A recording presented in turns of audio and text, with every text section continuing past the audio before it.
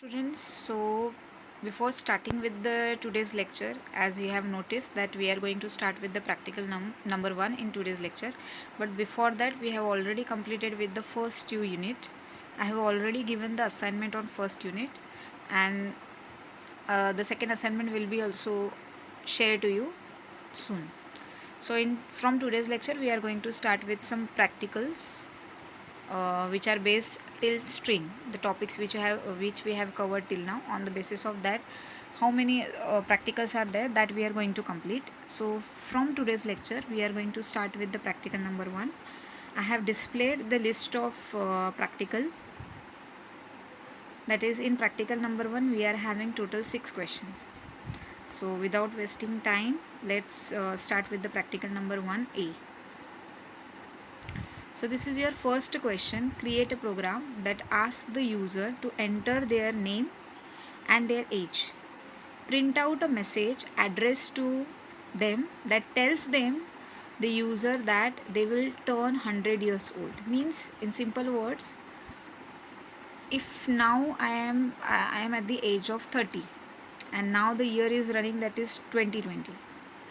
So definitely after 70 years I will become 100 years old. So from today's year, that is 2020, we will add 70. Okay. So what will be the answer? That is 20 plus 70. That is, my calculation is actually easy. That is, in 2090 I will become 100 years old. So this simple calculation you have to do in this program. I hope this question is clear to you. If I am 30 years old, so after 70 year I will become 100 years old. So means 2020 plus 70, that is 2090. In 2090 I will become 100 years old. So that we need to calculate, that is in which year you or me will become 100 years old. That year we need to display. So for the same we have written this code. So first one is, I have taken the input from the user, that is it is specified in our question that take the name and the age from the user. So we have make use of two input method just to take the value from the user. So first one is name equal to input into round bracket what is your name, and whatever name we will enter, that will be stored inside name value. After that we want to take age from the user, but as we all know that when we enter the input in any programming language, that is in the form of string, and now age is not the string, it should be integer. So whatever value, that is string value, we have taken, before storing that value inside age variable, we will convert it into integer and then store. So for the purpose we make use of one type conversion method, that is int. Int method will convert whatever input you have entered into integer, and then that particular input is stored inside age variable. So after that we are having year. Now we will calculate year. In year we have used str. You can make use of letter also, but now there only, that is we have just calculated the age. So age is in number, so when we are going to display that particular number, so it is actually the output again should be displayed in the form of string only.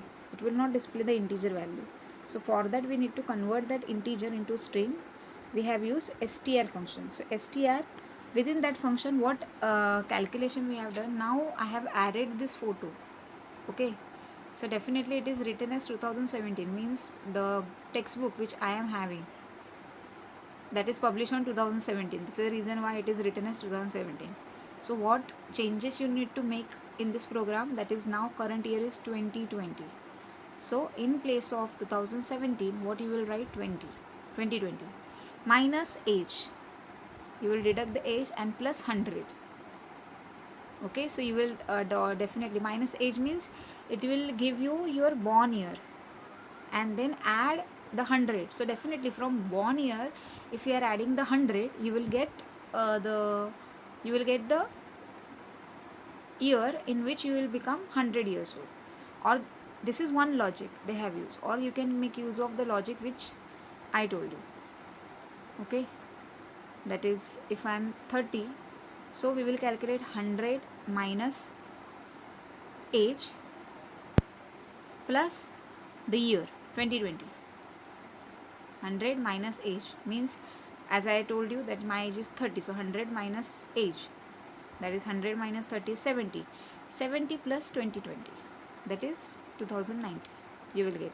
So there are two ways to calculate this. At the end we want the right output that is expected. So you can write any logic, you can make use of this logic also, or the logic which I have told you.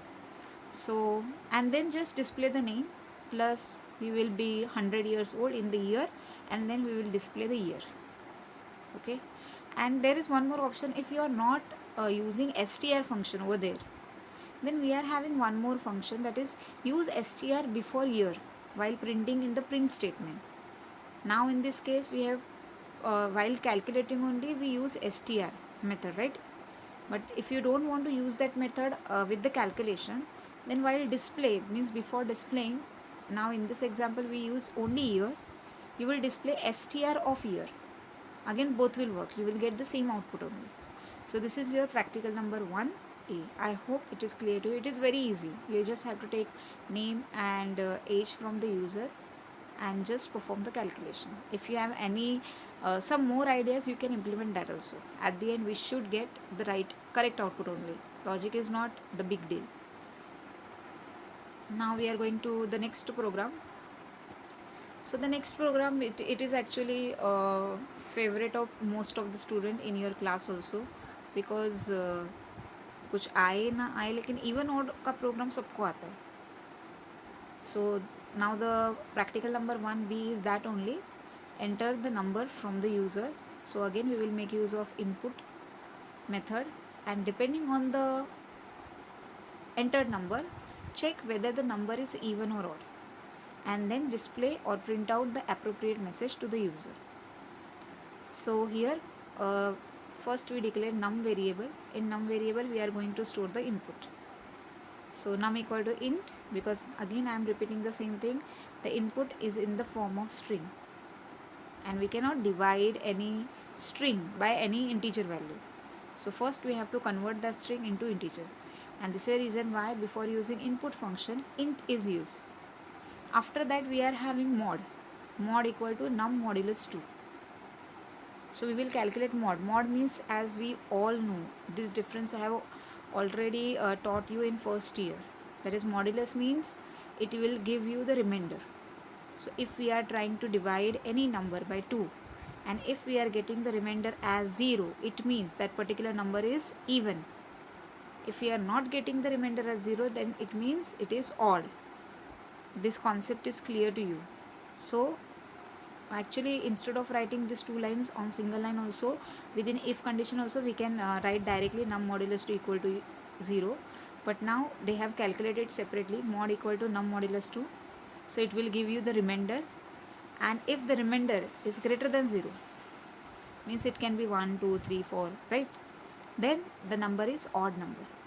But if number value of mod is not greater than 0, means 0 is greater than 0, not condition is not false, so definitely the else part will get executed, that is this number is even, will be printed.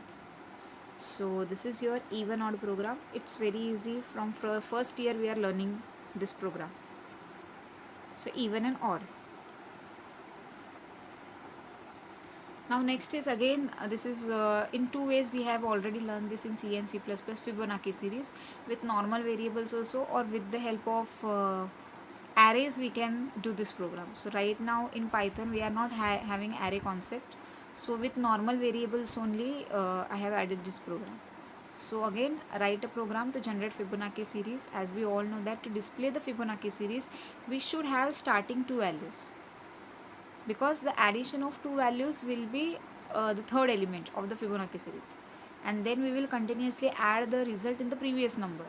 So this is the basic logic behind Fibonacci series. So for the reason I have taken two variables n1 n2, and I have initialized the value of these two variables to 0 1. So n1 comma n2 equal to 0 comma 1. I hope you know this. We have already learned this in first lecture only, that is single line initialization of more than one variables. We can initialize more than one variable on single line by using comma separated list. So n1 comma n2, this is your sequence, and after equal to you have written 0 comma 1, means 0 will be stored inside n1 and the 1 will be the value of n2. After that I have temporary variable. Normally we have used in C, so in place of the temporary now we are having count equal to 0, means actually till the count is less than the n terms we will display the numbers. So before start, these are the variables which we have used, but before starting this we have taken one more variable, that is n terms. N terms equal to input how many terms. How many terms means we can say that how many numbers you want to display. Okay, so that we have taken, like in this output just see I have entered 7, so 7 numbers of Fibonacci series will be displayed. So n terms will be actually used in while loop, just to specify how many times or how many numbers you want to display. So first we have taken n terms from the user. After that we are having n1 and n2 variables, that is initial 2 numbers which we are going to add. Then if the n terms is less than or equal to 0, means definitely if it is 0 then we are not going to display even a single number. So we should give the user message regarding that please enter any positive number or please enter the number which is greater than 0. So if n terms are less than or equal to 0, means if you have entered negative number or 0, then you will get the messages please enter a positive number. Okay, else if n terms equal to 1, if the user entered only 1 as a value of n terms, then definitely the 1 only will get displayed. So this is the reason why the code which we have written in this elif block, that is Fibonacci sequence up to 1, and then the 1 will be displayed as output. If we are entering 2, then whatever values we have initialized, the 0 1 at least will get displayed. So if we are entering the value of n terms as 1, we will get only 1 as output. And else means the number is greater than 1. It can be 2, 3, 4, 5, 6, 7, whatever value you want to enter. Then we will apply the following logic. That is in else part, first we have display Fibonacci sequence. So this is the text which will be displayed after taking the n terms value from the user. Then we have used while count less than n terms. So count value we have initialized to 0, 0 less than n terms, and now we have entered n terms as 7. So 0 less than 7 condition is true. Means here because of this 0 to 6, it is going to get executed for loop. That is 7 times it is going to get executed. So 0 less than 7 condition is true. So print n1. So n1 means the 0. 0 is printed on the screen. After that we have calculated nth. Nth means actually in last year we use ABC. So in C we are storing A plus B. So similarly in place of C we are having nth. Nth equal to n plus n2. So what value we have initialized to n1, n2? 0 and 1. So 0 plus 1, 1 will be stored inside nth. Okay. After that n1 equal to n2. So n1 equal to n2. n2 is 1. So now n1 will be 1. Nth is again 1.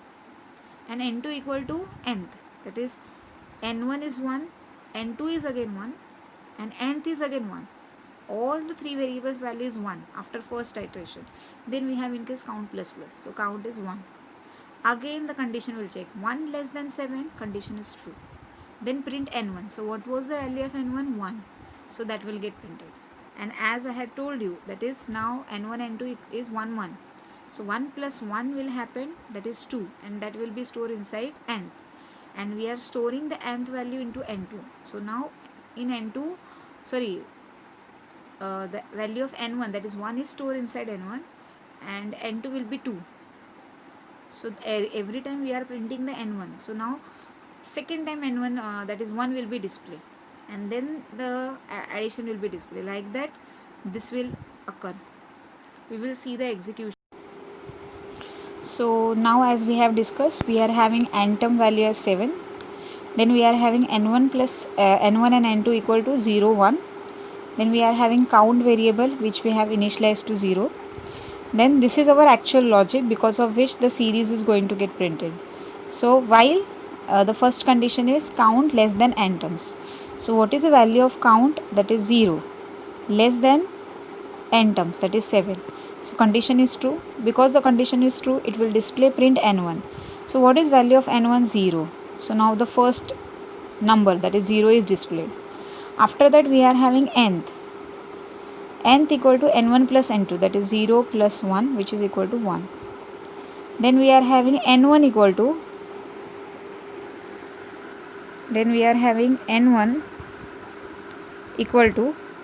n2. So what is value of n2? 1. Then we are having n2 equal to nth. So what is value of nth? 1. Then we are having count equal to count plus 1. So count was 0 initially. So now it will become 1. Again we will be having condition checking, that is 1 less than 7, condition is true. So if the condition is true, print n. So what is value of n? n1, 1. So 1 will get printed. So till now we got the output as 0, 1. Okay. Then we have nth equal to n1 plus n2. So what is value of n1 plus n2? 1 plus 1, that is 2. After that we are having n1 equal to n2. So what is value of n2? 1. And what is value of n2? Nth value, that is 2.